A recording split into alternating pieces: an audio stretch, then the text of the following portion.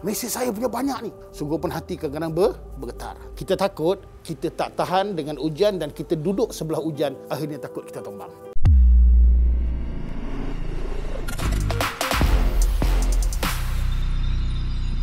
Assalamualaikum, kembali bertemu dalam Sembang Viral. Saya Fetri Yahya.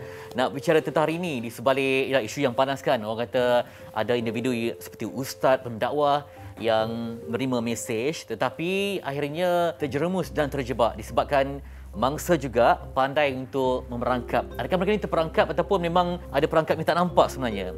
Sulitlah terperangkap. Saya pun sangsi jugalah ya. Dan nak tanya kepada ustaz. Ustaz Jalan, tetamu kita hari ini. Ya, alhamdulillah. Ustaz, isu ni complicated lah. Sebab saya seorang pendakwah, mereka ni perlu menjawab soalan. Nanti tak jawab dituduh sebagai sombong. Jawab sikit kata, apalah Ustaz tak layan. Macam tadi kau pula jadi. Tuan dia. Kalau melayan nanti betul. Ustaz, isu ni kena jumpa lah Ustaz. Bila ada berjumpa, berduaan pula. Bila berduaan pula, ada isu lain pula timbul. Mungkinkah ada peminat yang sedang meminati ustaz tu, ada peminat yang sedang geram dengan ustaz tu. Jadi ataupun mungkin ada orang mengupah untuk menjatuhkan ustaz tu juga. Ustaz sendiri macam mana, ada pengalaman diberi mesej akhirnya membawa kepada sesuatu yang sulit? Perangkap dan terperangkap ni adalah biasa bagi golongan, maknanya selalu yang ditanya disebut ustaz ataupun makna artis dan sebagainya lah. Jadi kita kena balik berasal lah. Asal kita ni apa? Asal kita ni Allah jadikan kita ni sempurna, tapi kita ada kelebihan dan ada kekurangan, tu satu. Kat mana juga kita berada, walau apa juga yang kita lakukan dan di mana juga kedudukan kita, ujian tu tetap ada. Itu kena faham, itu asasnya ujian tak ada. Oleh sebab itu yang paling penting, bila mana ujian datang, bagaimana kita nak menguruskan ujian tersebut. Nak menguruskan ujian ni, kita kena perhati, iaitu apa yang ada pada kita, sebab kita ada kelemahan. Sebab itu Allah Subhanahu Wa Taala menyebut dalam surah Az-Zariyat ayat yang ke-21, iaitu a'udzubillahi minasyaitonirrajim wa fi anfusikum afala tubsirun. Bagi kamu ni, pada diri kamu sendiri ni, pernah tak kau lihat apa yang ada dalam diri kamu? Maknanya Allah beri kesempurnaan, tapi pada sama juga kita kena tahu apa kelemahan kita. Bila kita dapat tahu kelemahan kita, di situlah sebenarnya punca segala-galanya. Sebab itu saya nak sebut Fitri, orang ni kadang-kadang manusia ni baik sungguh, solatnya bagus, sedekah, haji, tapi dia ada kekurangan, kelemahan itu. Ataupun disebut mazmumah, maknanya ketidakbaikan dia tu. Kadang-kadang orang ni baik tapi amanahnya kurang. Betul? Orang ni baik tapi bab duit dia nombor satu, champion nombor satu. Orang ni baik tapi bab harta dia bolot semua. Orang ni baik tapi kadang-kadang bab perempuan dia kalah juga. Dia ni ada kelemahan. Sebab itu pada saya, apa juga yang berlaku, yang ada pada kita ni, pertama kita kena tahu kelemahan kita apa. Kalau kita tahu kelemahan kita apa, waktu itulah kita boleh berubah dan menjaga keadaan. Katakan kita sebagai orang lelaki dapat mesej perempuan begini. Kita tengok, kita perlu jawab benda yang wajib. Tapi mungkin kelemahan kita perempuan, bila ni kita rasa lebih baik aku stop di sini dan lebih baik aku bagi. Tapi Ustaz, banyak macam pendakwah muda kan, dia orang dikaburi tau. Contohnya macam, Ustaz, saya dah istiqarah 44 kali je, muka Ustaz je terkeluar ni. Itu yang payah nak jawab tu sendiri. Macam mana tu Pak? Dia gunakan unsur yang nampak Islamik, yang cantik. Betul. Terus sebut. Maknanya dia cuba tu, tapi kita jangan tanya orang. Orang mencuba banyak, sebab itu kita tak tahu orang niat kat kita apa sebenarnya. Orang datang kepada kita untuk apa sebenarnya. Dan kalau kita tahu kelemahan kita perempuan, lebih baik kita cakap, minta maaf Kak, saya sebenarnya saya dah ada keluarga. Kalau misalnya hal-hal demikian yang boleh dalam hati dan sebagainya, Akak bolehlah merujuk kepada pakar motivasi yang perempuan dan sebagainya. Itu yang beri asal. Kita yang kena stop. Itulah dia, sebab mainan syaitan ni kan licik kan. Betul. Jadi kadang-kadang secara halus pun payah juga kan. Katakan ibu tunggal yang contohlah menghantar mesej kemudian ditinggalkan suami, kita pun ada tak sampai hati macam ada ihsan lah. Ihsan macam bermula nak bagi duit, lama-lama ada follow up. Jadi rasa macam lama-lama dah mungkin makin sayang ke makin apa, atau macam mana Ustaz? Bermula pada sifat ihsan tu dia pelik juga, pelik sifat yang mulia, tiba-tiba dia boleh terbit benda-benda yang macam ini peluang ni kan. Kita ni nak membuat satu perkara, hendaklah membuat pertimbangan dengan akal yang waras. Kalau ikut ni semua on. On tak? Masuk ikut nafsu kita semua on. Itu kedua. Dan yang ketiga, ingat tahu, maknanya kita kena selalu ingat, orang datang ni dia niat untuk apa? Dia mesej untuk apa? Nak tanya ke, nak apa? Kita kena tahu. Maknanya kena waspada lah. Nak menyelesaikan satu masalah, mesti kita tutup pintu fitnah. Jangan sampai jadi fitnah. Ustaz saya gini. Kita pun jawab gini. Akhirnya kalau nak jadi fitnah, tengok Ustaz Jazlan, mesej saya punya banyak ni. Orang tak tengok apa. Dia tengok, berapa banyak ni? Betul juga. Ustaz pun bukan boleh percaya. Tiba-tiba pula. Pak Imam pun bukan boleh percaya. Tiba-tiba pula. Minta maaf, saya pun pernah berlaku macam ni. Adik saya Ustaz Muhammad pun pernah berlaku benda ni. Dan Fitri pun saya pun pernah berlaku benda ni. Apa yang kita buat pertama, kita tutup. Tak apalah. Kan? Sungguh pun hati kadang-kadang bergetar. Tapi kita rasa, ini benda kalau aku layan, kita akan jadi rosak dan binasa. Lebih baik aku tinggal. Tinggal itu maknanya kita bukan hanya tinggal untuk dalam keadaan mungkin dia susah, kita halakan kepada tempat yang betul. Contohnya, pergilah kepada pakar motivasi, siapa Ustazah Swadiyah ke siapa ke yang ni, yang betul, yang kita sebut maknanya yang baguslah. Kita takut, kita tak tahan dengan ujian dan kita duduk sebelah ujian, akhirnya takut kita tombak. Sebab kadang-kadang dia bermula dengan rezeki. Macam kata, saya ni katakan sekian-sekian, usaha Nita berjaya, nak ambil ustaz ni sebagai duta lah, untuk berbincang tu kan.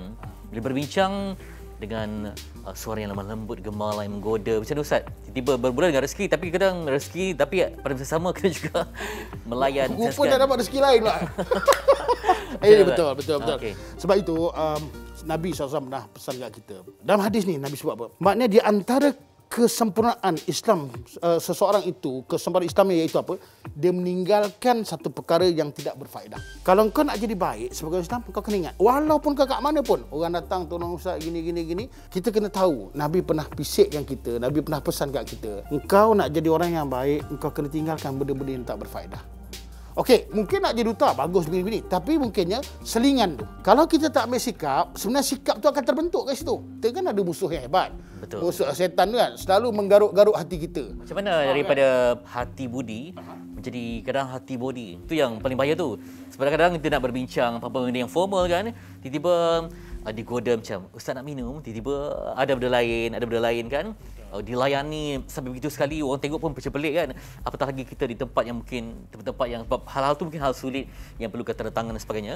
Dia berjumpa di tempat yang boleh menimbulkan fitnah juga. Hati ni dia bolak-balik satu. Kedua, kadang-kadang percakapan tu dia ada siulan ataupun bisikan yang lembut.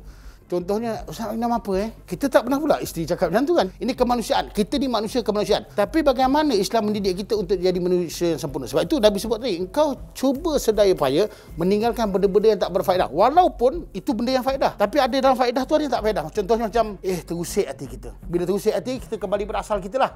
Aku ni lemah kat sini ni. Maknanya kita kena tahu kelemahan kita. Kita kena faham. Dalam hal ini, tengok kelemahan diri. Dan selalu ingat apa Nabi sebut. Engkau pilihlah benda yang bermanfaat.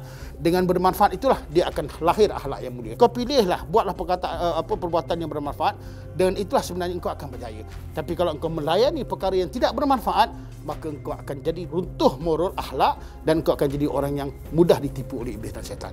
Ini bukan mudah tau. Kita cakap mudah, tapi bukan mudah. Sebab ada juga yang macam terlajak tau. Saya kata dia seorang yang terkenal dengan ikon kebaikan. Tiba-tiba orang boleh, zaman sekarang ni orang boleh siasat tau, tengok apa yang dia like. Tiba-tiba dia like gambar perempuan seksi kan. Tidak. Itulah jari jemari yang sentiasa diuji. Sebab sekarang ni zaman memang cabar. Kita buka je apa laman sosial, OOTD semua ada, yang keluar ni semua yang betul-betul menggoda ustaz macam ni. Zaman godaan. Sebab tu kita ni jangan sebut hal orang, kita kena sibuk hal kita. Katakan kita ni manusia, kadang-kadang mungkin tersilap.